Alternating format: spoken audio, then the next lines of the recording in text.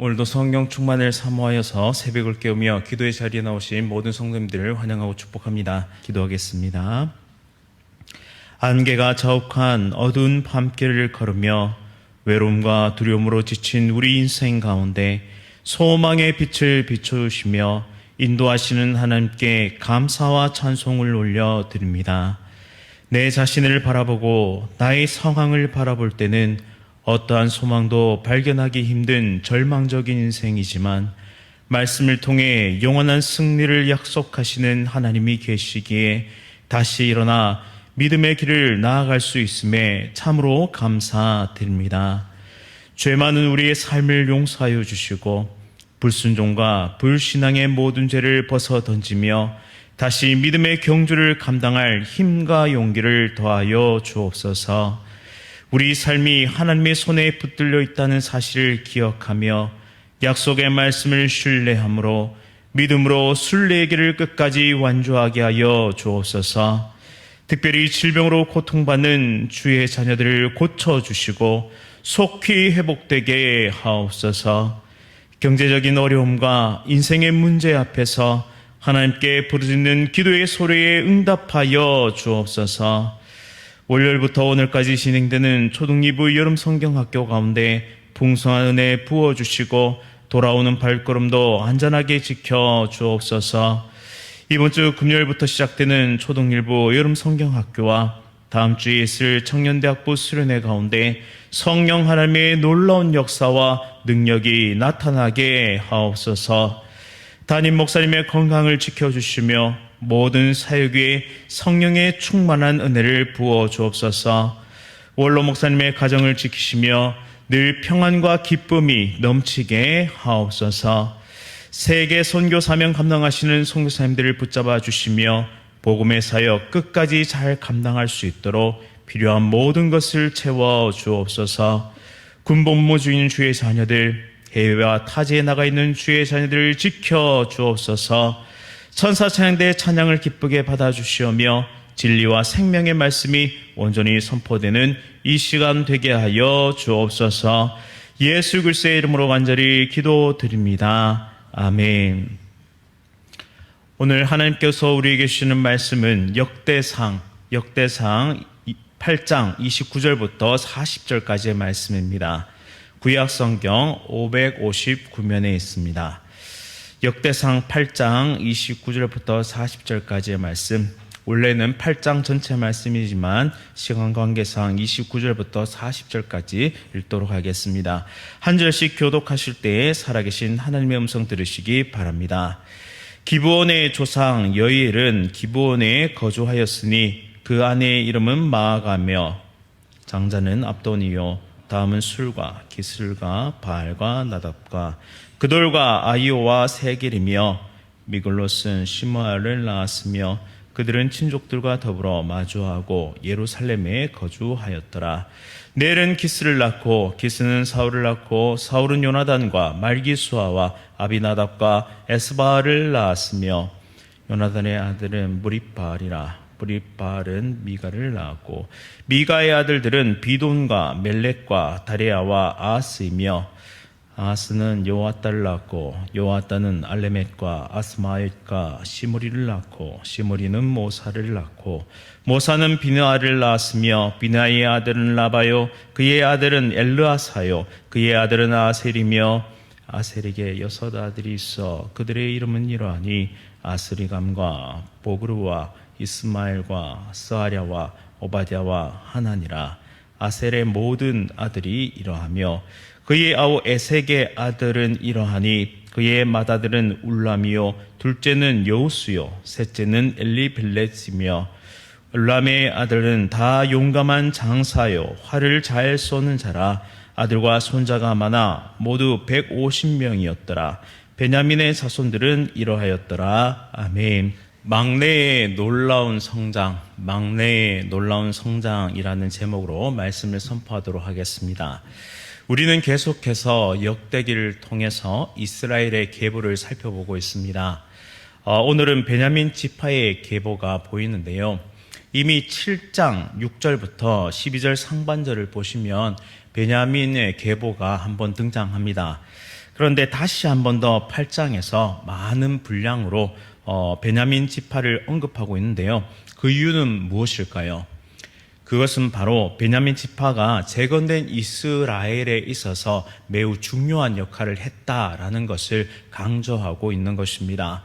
먼저 성경의 내용을 거슬러 올라가 보면 베냐민은 12형제 중에 막내로 태어났습니다. 그의 어머니 라헬은 이제 난산 끝에 베냐민을 낳고 죽어버렸는데요. 그래서 베냐민은 유년 시절에 어머니의 사랑을 받지 못했습니다. 그리고 형 요셉은 다른 이복 형들의 미움을 받아서 애굽에 끌려가 버리고 말죠. 즉 베냐민은 홀로 남게 됩니다. 물론 아버지는 자신이 사랑했던 아내 라헬의 자식인 베냐민을 사랑했습니다. 또 요셉을 잃고 나서는 막내 베냐민을 향한 사랑은 더욱 커져 갔겠죠. 그러나 아버지의 사랑이 아무리 크다 한들 어머니의 사랑은 또 다른 의미일 것입니다. 사사시대가 되자 레위인의 첩을 능욕하고 죽음에 이르게 한 기부와 불량배로 인해서 이스라엘 지파와 베냐민 지파 사이에서 전쟁이 벌어지게 되는데요. 이스라엘 전체에 40만 명 대 베냐민과 기부와 26,700명의 싸움이 벌어집니다. 그런데 이 싸움에서 맹렬히 싸웠지만 베냐민 지파는 600명만 살아남게 되는 참극이 벌어지게 됩니다. 이제 베냐민 지파가 끊어질 위기에 처했습니다. 하지만 하나님은 베냐민 지파가 멸족하도록 내버려 두지 아니하시고 그것을 살려내고 결국에는 초대왕 사울을 배출하는 가문으로 만들어 주십니다. 사울왕의 실패에도 불구하고 요나단이라는 아들을 통해서 다윗과의 아름다운 우정과 사랑을 통해 베냐민 지파는 유다 지파와 막역한 관계를 이루게 됩니다. 요나단은 골리앗을 쓰러뜨리고 돌아온 다윗에게 자신의 겉옷과 그리고 군복과 칼과 활과 띠를 주었다라고 성경은 기록하고 있는데요. 당시에 철기로 된 칼은 매우 귀중했습니다. 대부분이 청동기 칼이었는데 이 철기로 된 칼은 귀했기 때문에 사울과 요나단만 가지고 있었죠. 그런데 이 칼을 내준다는 것, 그것은 다윗을 인정하고 존경한다라는 뜻을 가지고 있습니다. 아마도 요나단은 다윗과 함께 하신 하나님을 보았던 것 같습니다. 이후 요나단은 자신의 아버지 사울을 대신해서 다윗의 편에 서서 그를 보호해 주고요.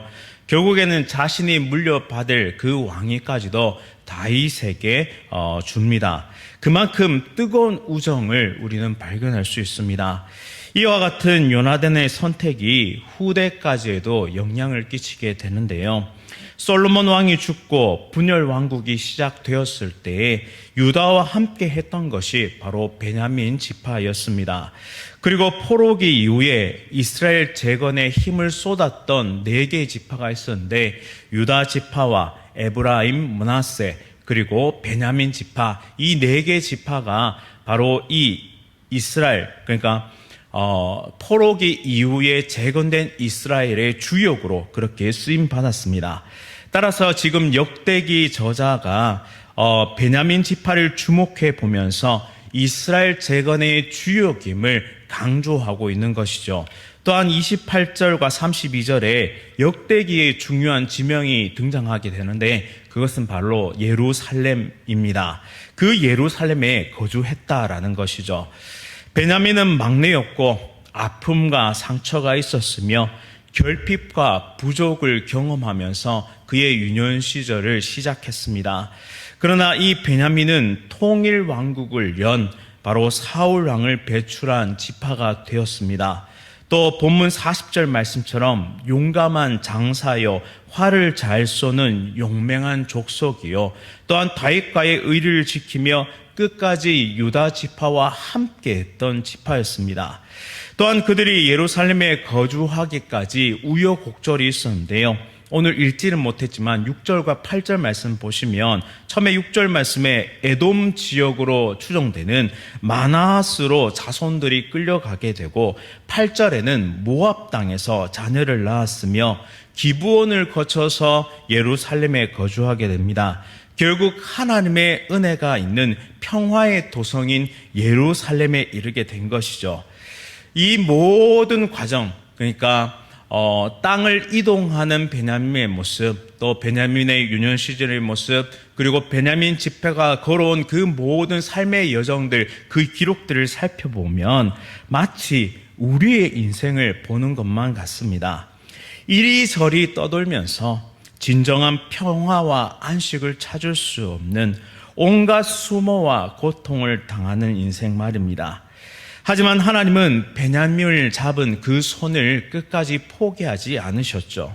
그리고 결국 재건된 이스라엘의 주역이 되게 하셨습니다.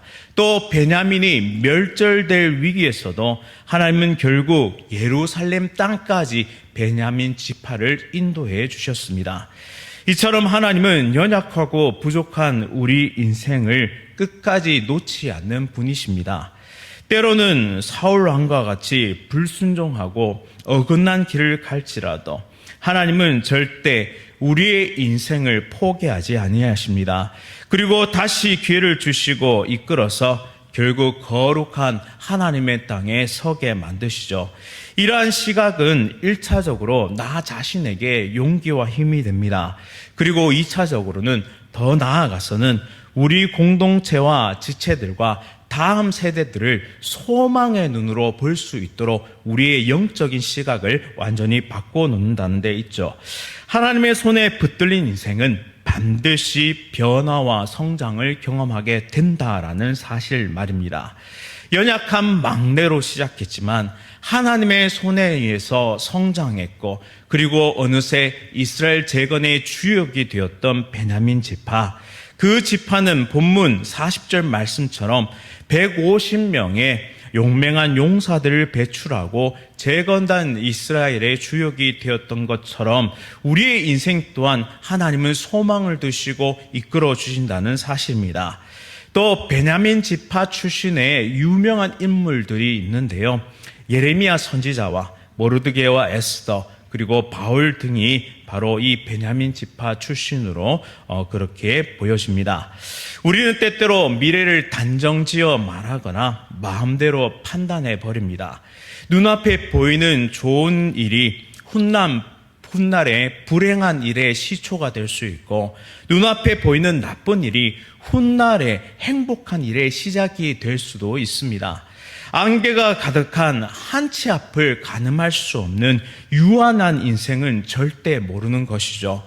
그래서 우리는 하나님을 신뢰하면서 우리의 미래를 맡겨드려야 한다는 것입니다. 그리고 최선을 다해서 하나님께서 말씀하시는 하나님 나라의 법칙대로 살아가도록 하나님의 지도와 통치와 그 왕권 아래 우리가 순종하며 살아가도록 노력해야 한다는 것입니다.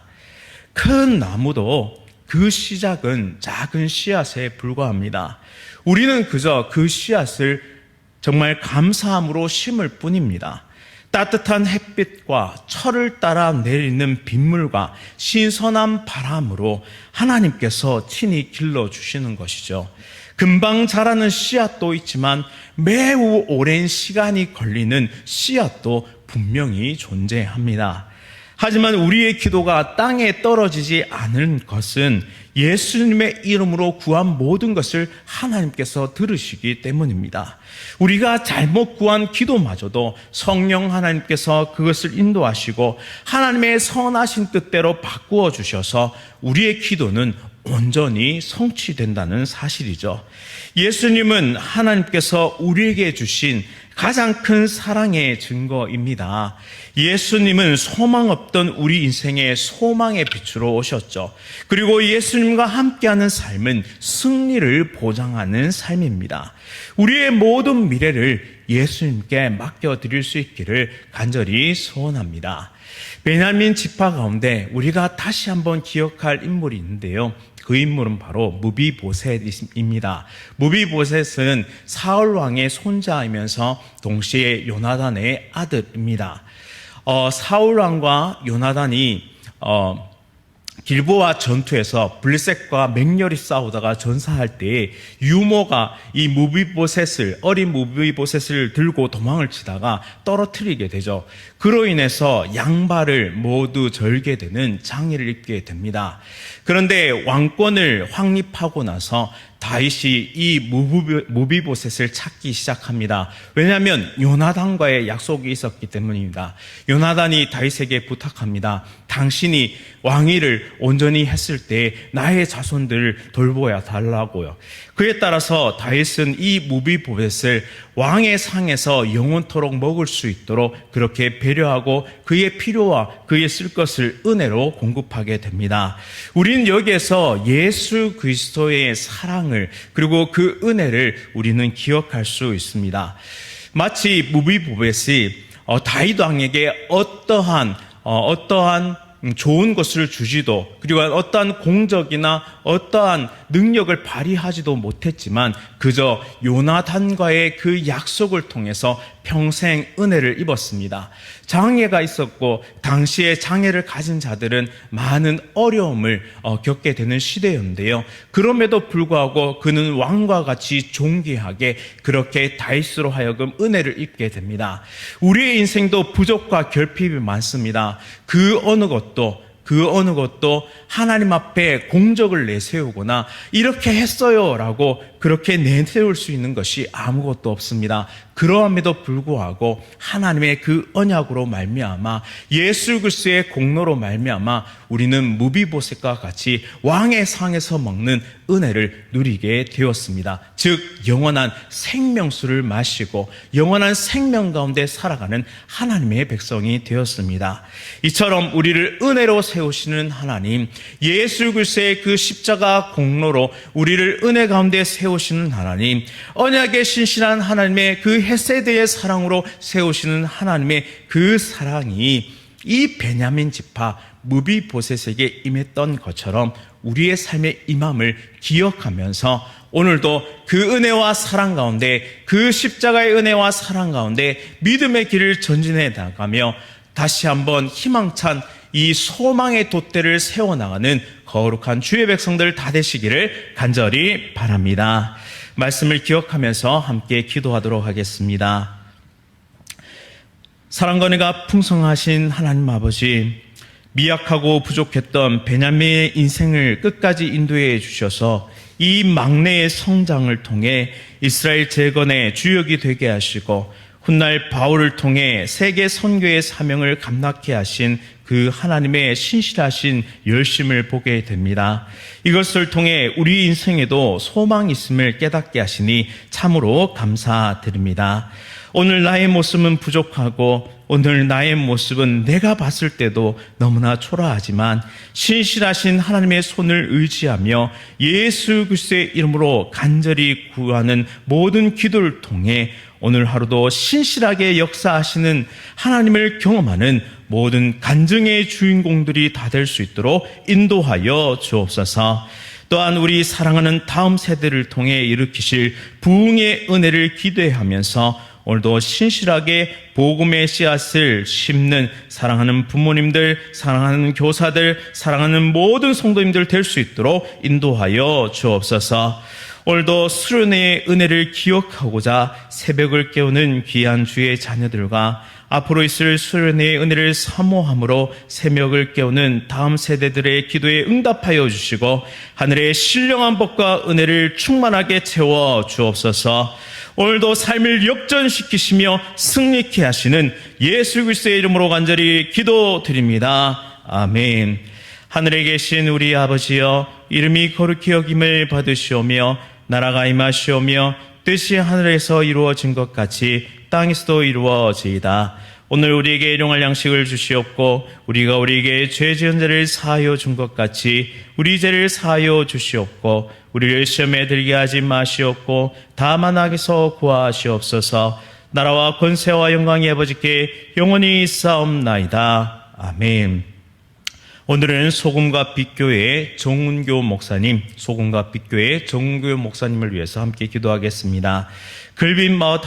글빈 마을 학교를 통해 지역사회와 효과적인 소통을 할 수 있도록 사랑의 반찬 나눔 사역을 통해 지역을 더 잘 섬길 수 있도록 또한 다음 세대를 사랑으로 세워감으로 세상의 소금과 빛으로 사명 잘 감당케 하여 주옵소서.